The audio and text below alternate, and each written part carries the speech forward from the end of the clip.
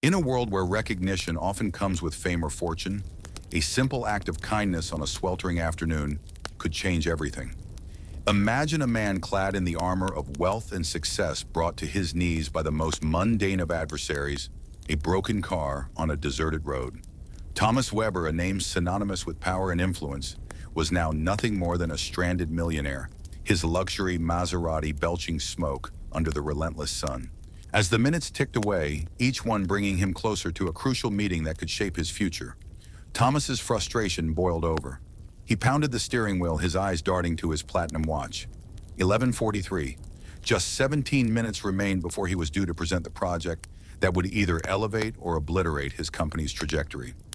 Sweat dripped down his face, staining the fine silk of his shirt as he lifted the car's hood, only to be met with a scalding cloud of steam. "Satpinna, damn it!" He cursed, loosening his tie, his $3,000 Italian suit ill-suited for such mechanical distress. Here was a man who commanded a business empire now utterly helpless before a tangle of wires and metal he couldn't comprehend. In this moment of vulnerability, salvation arrived not with pomp, but with the rumble of an old engine. A weathered pickup truck, its paint faded by the sun, pulled up a short distance away. Thomas watched skepticism etched across his face as a woman emerged. Her attire was humble grease-stained jeans, a plaid shirt with sleeves rolled up, revealing arms accustomed to hard work. Her dark skin gleamed under the sun's harsh gaze, her curly hair secured in a practical bun. She approached with a steady gait, her voice clear and confident as she inquired, "Need some help?" Her presence was a stark contrast to the chaos in Thomas's world, offering not just assistance, but a glimmer of hope in his darkest hour. In stark contrast to Thomas's precarious situation, the woman exuded a sense of unwavering confidence. "I have a crucial meeting in just 15 minutes, he retorted, his irritation barely concealed beneath his polished exterior. "My assistant should be sending help, but there's barely a signal in this wretched place." Yet his status and mood seemed to leave the woman unfazed. Without seeking permission, she leaned over the smoldering engine, treating the vehicle, which cost more than many a house, with an air of indifference. "It's the cooling system," she declared with remarkable assurance. "I can patch it up temporarily. It'll get you to the city. It won't last long, though, just enough for a few hours." Thomas surveyed her with a skeptical eye, his gaze dissecting her in a not-so-subtle manner. "Are you sure?" he inquired, doubt-lacing his tone. "I'm a mechanic," she responded succinctly, her gaze locked onto his without wavering. "My shop is about 10 miles from here." Without waiting for his consent, she turned back to her truck, retrieving her tools with movements that were precise, devoid of any superfluous motion. She approached the engine with the focus of a surgeon, her small yet formidable hands working with meticulous care. "5 more minutes and you'd have had a completely blown engine," she remarked, not glancing up as she adjusted components Thomas couldn't even name. "These models are robust, yet surprisingly fragile, much like some individuals." The veiled comment was noted, but Thomas, preoccupied with his impending meeting, chose not to take offense. "How do you know so much about luxury cars working in—" Thomas halted, catching the prejudice in his own unfinished query. "In a forgotten village," she concluded, casting a direct, challenging look over her shoulder. "I read, I study, I care about my work. Excellence isn't confined to the sprawling cities, Mr. Weber." Thomas was taken aback. How did she know his name? Thomas's face was a canvas of relief as he said, "I owe you one." His voice a soothing balm to the tension that had knotted in his chest. He reached into the folds of his leather wallet, pulling out several crisp bills. "Please accept this as my gratitude." He offered his hand, outstretched in a gesture of thanks. As her hand extended to accept the money, Thomas noticed it. An antique silver ring with a delicate blue sapphire, an unexpected sight on the calloused hand of a mechanic. His breath hitched, his world pausing, as though caught in the sticky web of time. A vivid memory, sharp and clear as the summer sun above, pierced his mind. There was a girl with eyes that spoke volumes, a whispered promise, beneath the shelter of a sprawling tree, and the final precious gift from his mother before she slipped away forever. "Ray, where did you get that ring?" His voice trembled, betraying the turmoil within, the question hanging like a heavy cloud in the scorching midday air. Instinctively, the woman curled her fingers around the ring, her eyes narrowing with a sudden wariness. "It was my mother's," she answered, her tone casual, yet laced with caution. Why do you ask? What she could not fathom was that 2 decades prior, that very ring had been slipped onto the finger of a little girl by a boy who vowed to return for her. That boy had grown into the man before her, now a man who had shattered a vow as sacred as the ring itself, and who now stood fate's irony at its finest before the one he had left behind. Maya's gaze hardened as she noticed Thomas's fixation on the ring, her movements quickening to tuck away the money, her mind a whirl of questions and memories she thought long buried. With a firm resolve etched into her features, Maya slipped the ring into her pocket and turned away, her strides purposeful as she made her way to her truck. Should the vehicle falter, the repair shop lay 10 miles distant, just past the welcoming sign of Aurora City. Thomas, meanwhile, found himself caught in the pull between an essential meeting and the unsettling find. "That ring," he started to say, but his words were swallowed by the roar of her truck's engine. "Your meeting, Mr. Weber," Maya interjected, her voice a cold reminder. "The investors are waiting." As the Maserati dwindled into a speck on the horizon, Maya stood rooted to the spot, her gaze distant. "He didn't recognize me," she whispered, her thumb tracing the contours of the ring in an habitual caress honed over 20 years. "After all this time, he simply didn't see me." At Hope Mechanical, Maya's hands moved with a fierce intensity over a disassembled engine, her movements a testament to the storm within her. "You're going to destroy that carburetor," Xavier, her uncle, cautioned as he approached, his tall frame and graying temples lending him an air of wisdom. He was the keeper of her full story, the only one privy to the depths of her past. "He showed up, Uncle X," she said, her voice a mix of disbelief and irony. "Thomas Weber, the boy who promised he'd return. The man who forgot," she corrected herself, wiping her hands on a rag. "He looked at me and saw only an anonymous mechanic. He recognized the ring, but not the girl who cherished it for 2 decades. That night, Maya delved into a wooden box hidden beneath her bed. Inside lay a meticulously arranged collection of newspaper clippings, each one a chapter in the life of Thomas Weber, his ascent in the world of innovation, his philanthropy, and his recent engagement to Elise Harrington, heiress to a fashion empire. "Tomorrow he won't even remember the ring," she whispered into the solitude of her room. Yet Maya was mistaken. The next morning, an unassuming sedan rolled to a stop outside the workshop. Thomas stepped out, his usual expensive suit replaced by attire meant to blend in. "We're open," Maya called out, her tone guarded, maintaining a distance that felt both necessary and painful.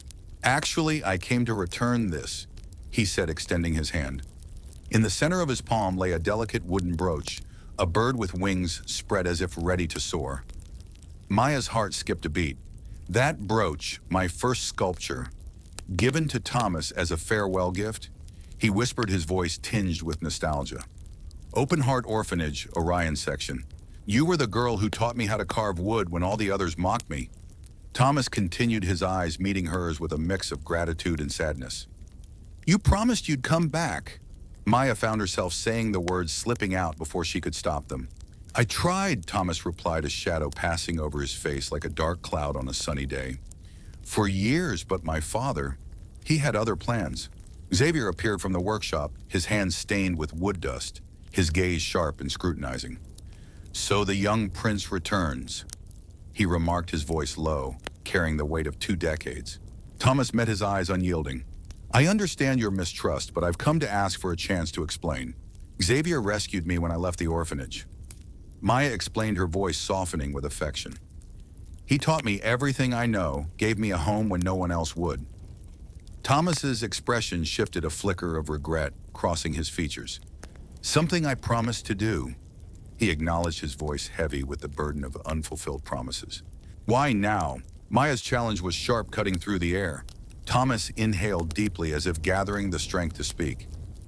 "In 3 weeks, I will officially announce my engagement to a woman I do not love, take over the presidency of a company I secretly despise, and complete my transformation into the man my father always demanded I become." He paused, the silence pregnant with unsaid words. "And then I saw you, or rather I saw the ring, and something stirred within me." His phone buzzed incessantly, displaying Elise on the screen. "She seems persistent," Maya observed, her tone laced with bitterness. "My jailer," Thomas replied, silencing the call. "Our marriage is nothing but a corporate merger masquerading as romance. And what do you expect from me?" Maya asked, her arms crossed a fortress around her heart. Absolution. Long, her heart heavy with the weight of secrets that could unravel the very fabric of their shared history. As she sifted through the yellowed papers, each one a testament to a past marred by deception, she pondered the cost of silence. Is it right to keep the truth buried, to let the lies of the past dictate our future? She whispered to herself, the echo of her words lingering in the quiet space. Meanwhile, Thomas, driven by a relentless need for answers, plunged deeper into the labyrinth of his family's past. The office, once a sanctuary of his father's legacy, now felt like a crypt holding dark secrets. Each document he uncovered was like a shard of glass, sharp and revealing. How could he have done this? Thomas questioned aloud, his voice a mix of betrayal and bewilderment. The forged death certificate was the final piece, a chilling confirmation of the extent to which his family would go to secure their empire.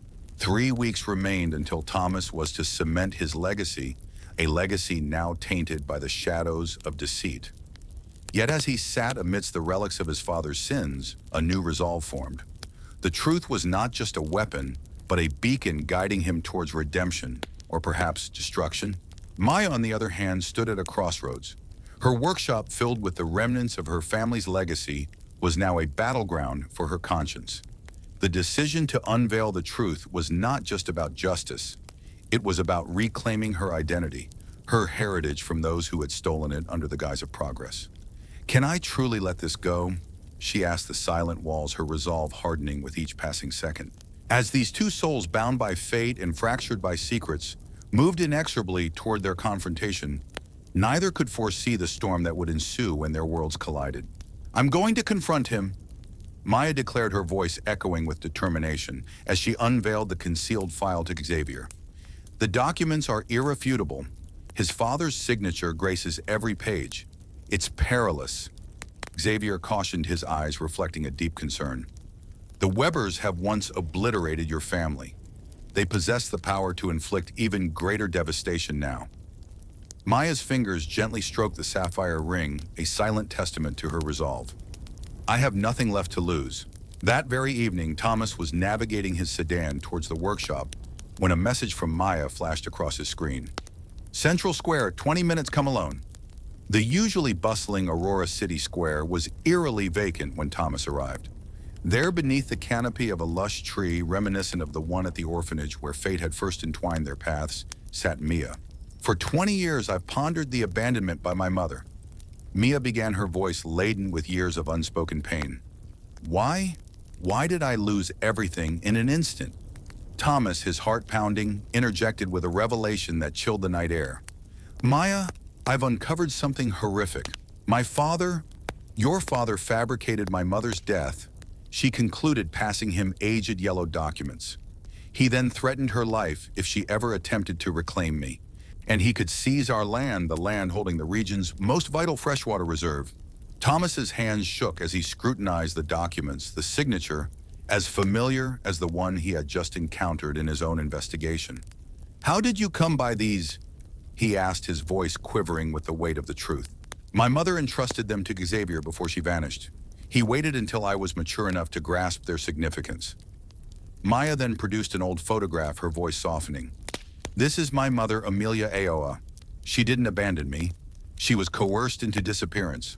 The photograph captured a woman with a tender expression adorned with the very sapphire ring. Behind her, a verdant valley stretched, now replaced by a landscape of concrete and steel, all emblazoned with the Weber logo. Tomorrow I will expose everything, Maya announced, her eyes blazing with the fire of justice. The grand inauguration of the new complex was upon them, and Thomas stood frozen, his gaze locked on Maya with a mix of shock and revelation. The air was electric, charged with the anticipation of hundreds of reporters, investors, and politicians, all gathered to witness this monumental unveiling.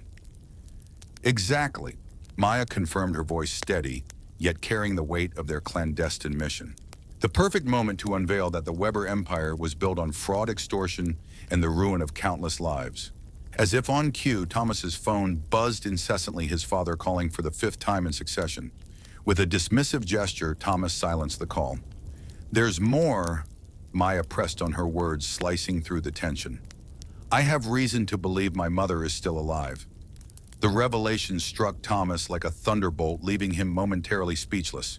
How, where, he stammered, recalling the last communication from her mother, which had come 8 years ago.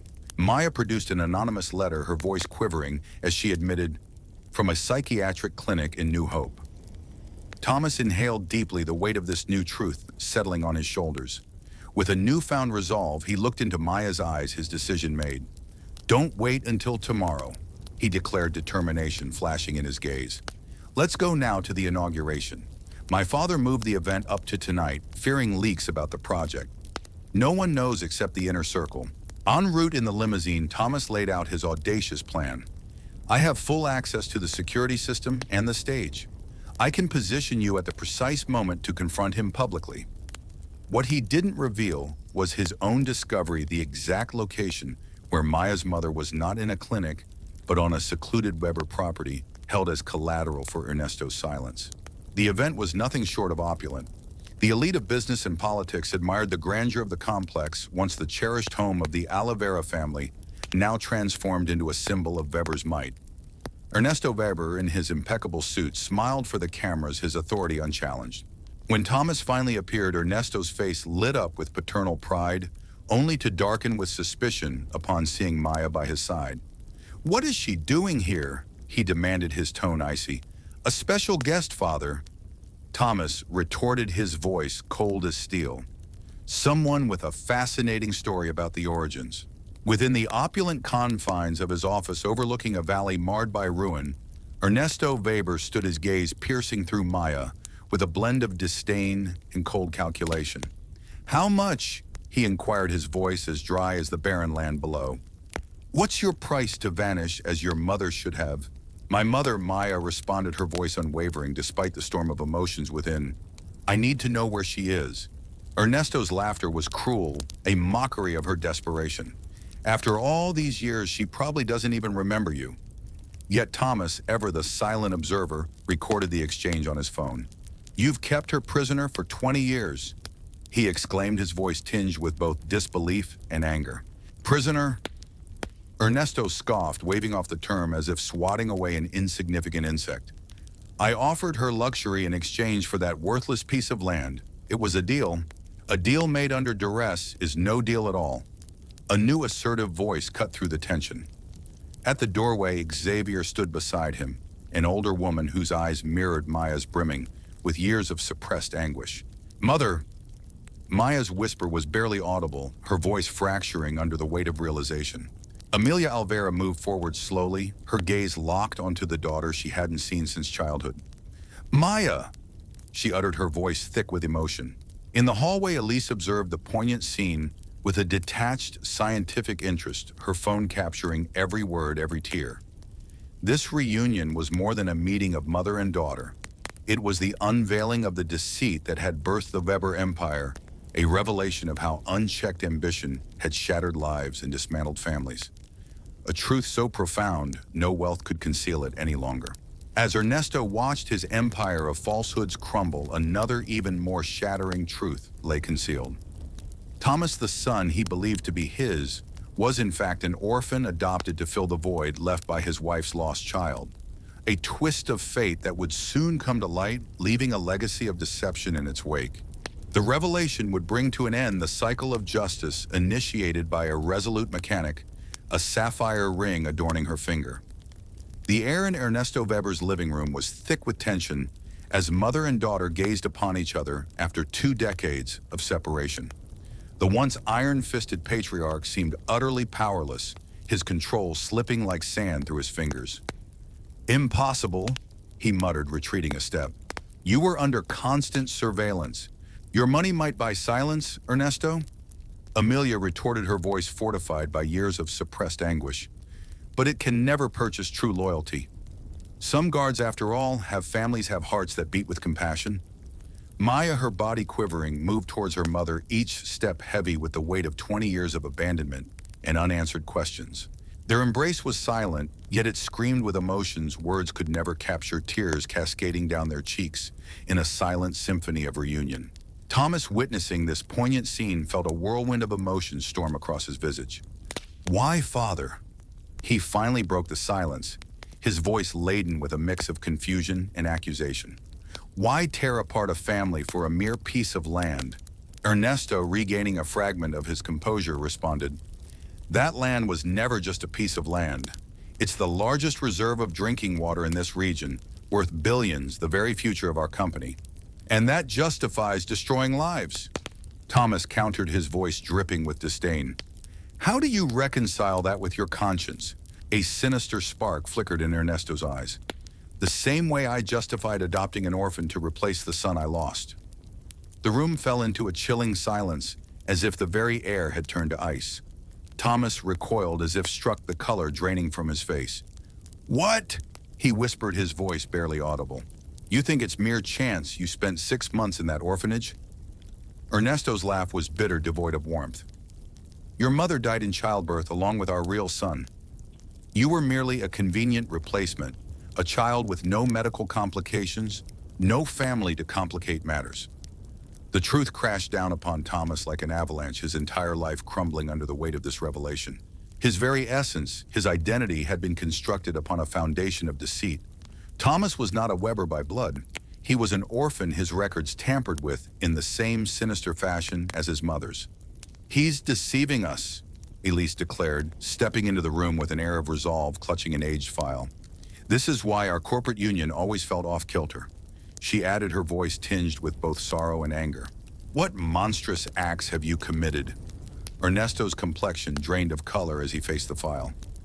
"I conducted thorough investigations before our business entanglement," Elise retorted, her tone icy, unveiling his entire history of fraudulent adoptions.